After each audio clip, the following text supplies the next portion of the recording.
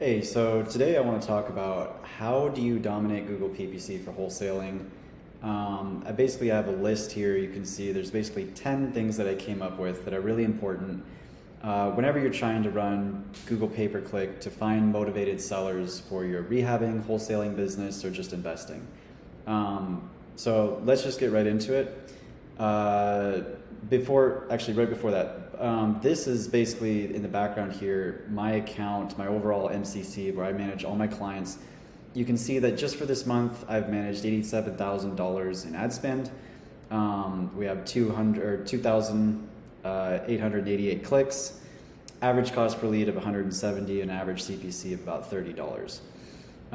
Some of these accounts, they have a lower cost per lead. Some obviously have a higher cost per lead, but this is, I'd say, a pretty accurate average representation.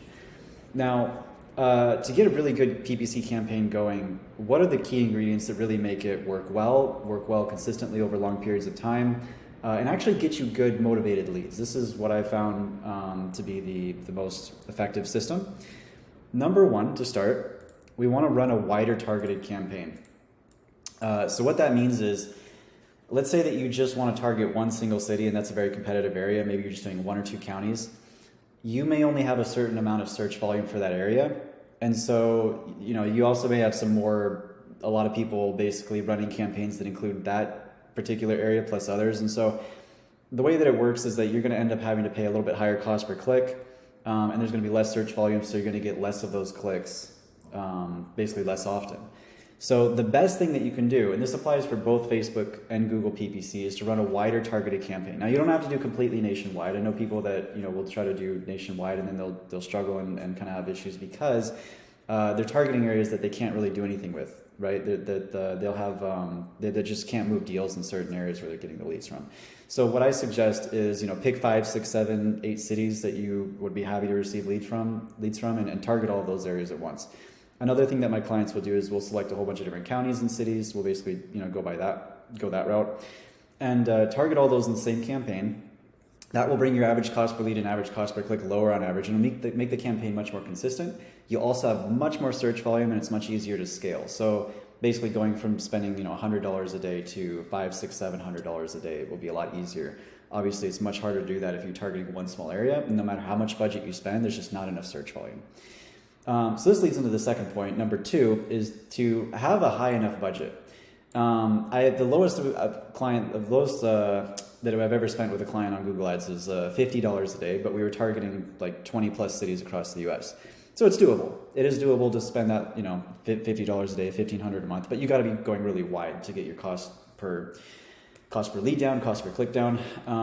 My recommendation usually is double what I recommend for Facebook, to start with a budget of $3,000 a month in ad spend if you're going to do Google PPC. I have clients that are trying to spend, over $1,500 a day sometimes on Google PPC though. So there's a wide range, a big spectrum there. What you want to do is just make sure that you are spending enough to get the amount of leads that you want for the markets that you're targeting. So usually that's, $3,000 a month or more is what I suggest. So obviously you want to make sure that you have the cash flow to be able to do that. If you're just brand new starting out, maybe Facebook might be a better option unless you have a lot of capital and you're ready to go. Number 3, this gets a little bit more technical now. Run all 3 match types. So whether you're doing this yourself or you're hiring someone like me to do it, there are 2 different ways that you can do Google Ads. Number 1 is, at least for this niche, number 1 is that you can run exact and phrase match only, which is a little bit easier to do if you're going to do wider targeting, just because there's more search volume. Or you can run all 3 and do broad match as well. Now, the reason, if you're not sure what the difference is between exact phrase and broad match, basically an exact match type would be like if you type in "we buy houses," or let's say your keyword is "we buy houses Phoenix." That means that your ads will only show up for that keyword if someone literally just types in "we buy houses Phoenix," maybe with a very slight variation. A phrase match would be like if your phrase match for the keyword "we buy houses Phoenix," let's say someone types in "we buy houses Maricopa County," or just as an example, right? It's going to be similar, but it's not going to match exactly, but it's going to be a very similar phrase. That is a phrase match. It's still going to be very close to what your intention is. A broad match, let's say your broad match keyword is "we buy houses Phoenix." It could, if someone types in "sell my house fast," Arizona, then it would also pop up. So there's just like a loose association. And so if you want to be more specific and very careful about what searches you're bringing in, you want to do phrase and exact and stick to that. But again, you need to have enough search volume to really make that effective, in my opinion. The way that I do it is I run all 3 match types. This is the way that I recommend to do it with a specific caveat. And that'll be basically, in point number 5 there, having a strong negative keywords list. But the reason I do broad match, phrase match, and exact is to try to basically get the benefit of all 3, right? With phrase and exact, you're getting a little bit more control and you maybe get a little bit more control over the quality. With broad match, you're going to get a lower cost. However, you open yourself up to allowing all types of different searches come through. And so you really need to have a way to filter that, which is what we'll get into. But you do get a lower cost per lead that way. It opens you up to all kinds of different keyword searches coming from motivated sellers that you probably wouldn't think of and put into your ads anyways in the account, unless you already had a lot of data and already kind of knew what to target. Number 4 here, we can move on to that one. Basically, you only really want to run keywords that actually indicate motivation. And this is a big problem. To be honest, this is a big problem that I see in a lot of accounts.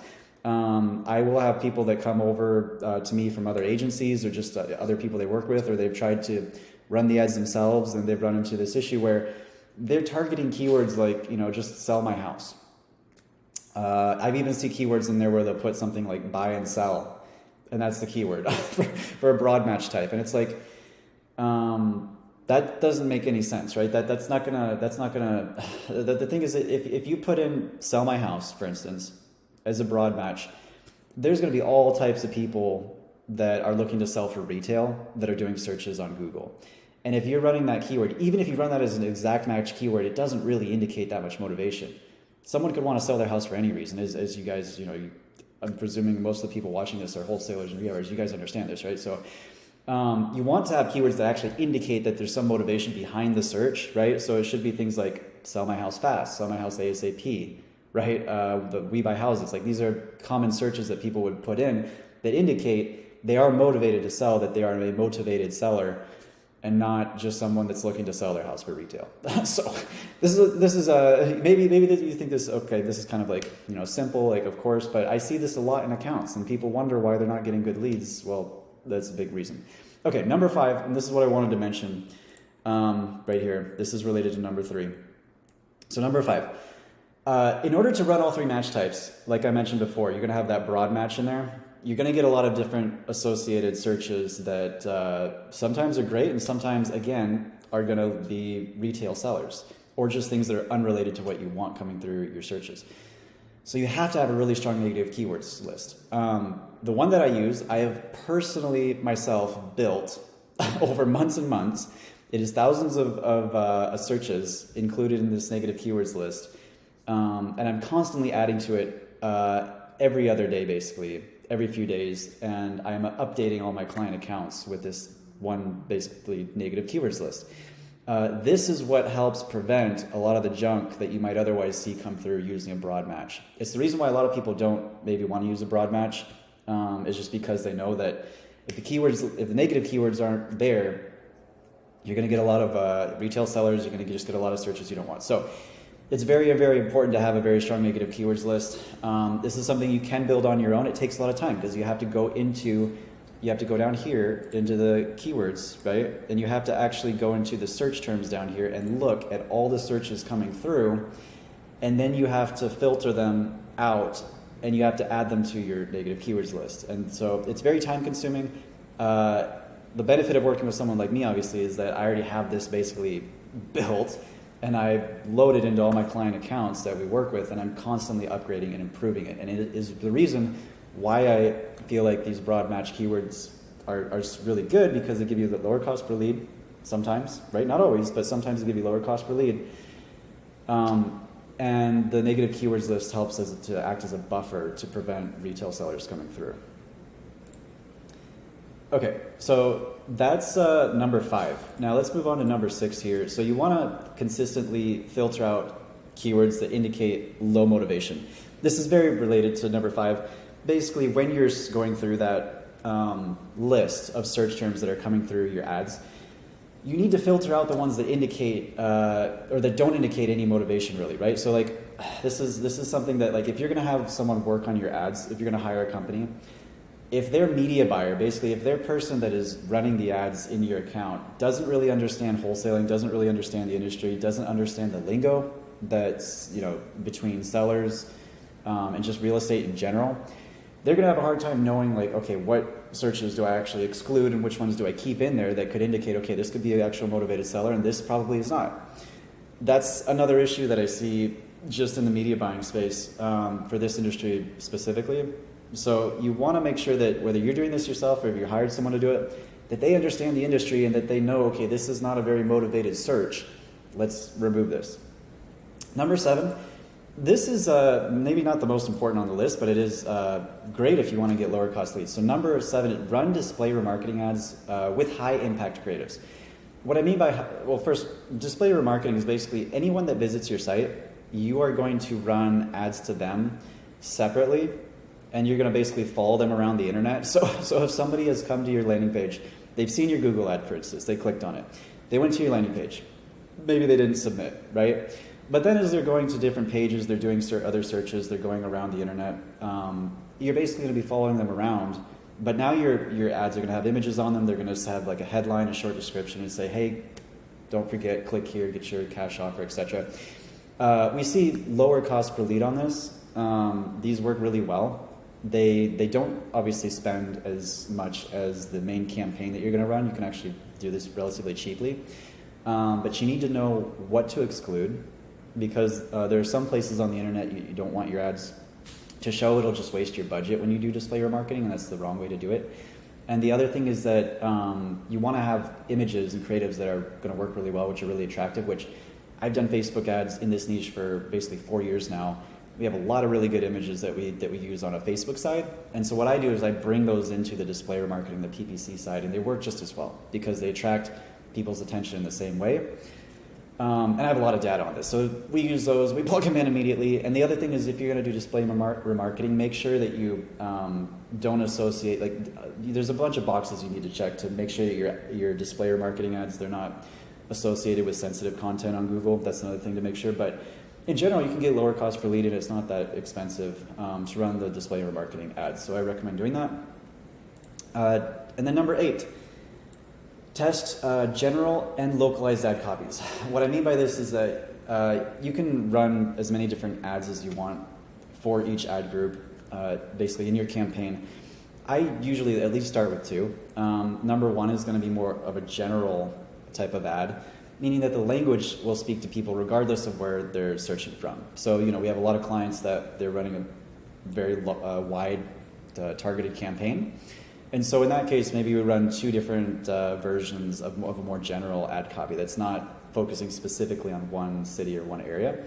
But if you are, then you want to have maybe a more generic ad copy that doesn't focus on that area and test it against something that is localized, because it has been shown that both on your landing page, when you are running ads, and this is in any industry, when you are running ads to a landing page and you're doing lead generation, the most important thing for conversions on that page is, in fact, and this has been shown, I think, by data. There's someone who did a really big kind of test on this, and it basically was their whole job in one of these larger companies was to figure this out.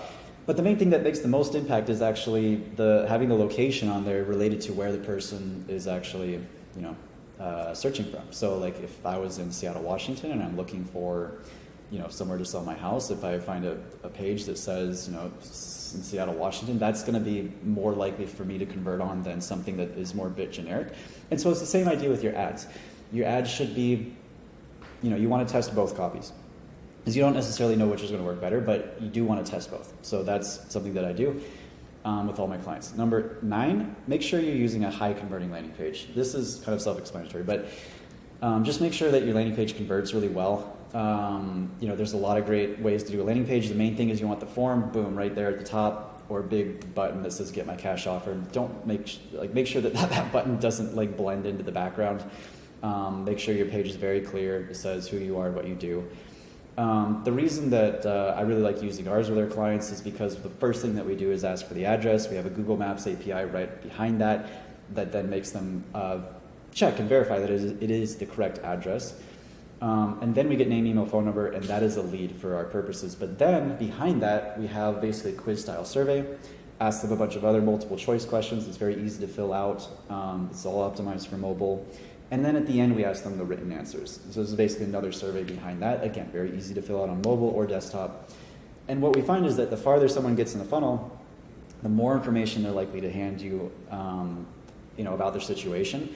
So, if someone puts in their address, okay, that's just a little bit you ask up front, and then, okay, they're like, okay, sure, here's my address. And then you verify it, and then you ask, okay, now name, email, phone number. Okay, sure, name, email, phone number. And then they get that far, and then it's like, oh, here's a fairly easy to fill out quiz. I just press a button, and I submit my answers. And then if they've invested that time in filling and giving you this information, then they're more likely at the end to put in their motivation, their asking price, repairs needed on the property. And so we leave that to the end. So this is the way that I do it. Some people just prefer, boom, form at the front, a little bit longer form at the back. That works too. Whatever you find works and converts the best. Just make sure that your page is a converting page before you start running your ads. Now, last one. Number 10. Follow up. But this might have been good to put this at the top, but this is really important. Follow best practices within your Google Ads account. Unfortunately, there are a lot of people that I talk to that they have done something a little bit wonky in their account, maybe with their payments, maybe they've opened multiple accounts, maybe they just tried running ads themselves and didn't know what they were doing, maybe they had a bad domain link and something got flagged and their account got suspended, or they're dealing with multiple suspensions. This can be tricky. This is a lot more tricky to deal with, in my opinion, on Google than it is with Facebook.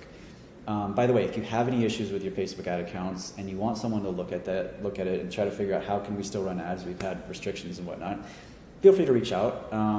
I've been dealing with that with Facebook for a long time. There's a lot of solutions. Unfortunately, on Google, it's a little bit more tricky if you have something kind of permanently suspended, so to speak. You really do have to be careful about how you go about doing your ads. The best thing, honestly, to do is to do it right from the beginning and to continue doing things right, get verified, follow best practices, and just keep everything kind of consistent within one ad account, one business, one domain, solid payment method, nothing weird or wonky in your account, and just that's something just to try to do right from the beginning. So this is something I advise my clients on, obviously, or when people get on the phone with me and ask about this and that, I try to give them some context and perspective on what they might be able to do given their situation. But if you don't have a healthy ad account, if you're not following Google's policies, then you're going to have issues anyways. You just won't be able to run the ads. So arguably this is one of the most important aspects of this whole puzzle here. But I hope that this was helpful to you guys. If you do have any questions, if you do want to reach out, if you are looking for someone to run your ads or help you with management of your ad campaigns, or if you're looking to build a system to get this up and going with the landing page and the CRM and follow-up sequences and all that stuff, this is what I do. Feel free to reach out. My link is in the bio. I'll also include it in the description down below. And just go ahead and book a call. Quick 15-minute call, nothing crazy, and I'm just happy to hear kind of where you're at, what you're looking to do, answer any questions you have. But again, I hope this was helpful, and if you guys have any specific things that you would like to see or questions, feel free to put them down in the comments or in the comments below. And if this was helpful, give it a subscribe and a thumbs up. And I hope you guys have a great week. Have a good one.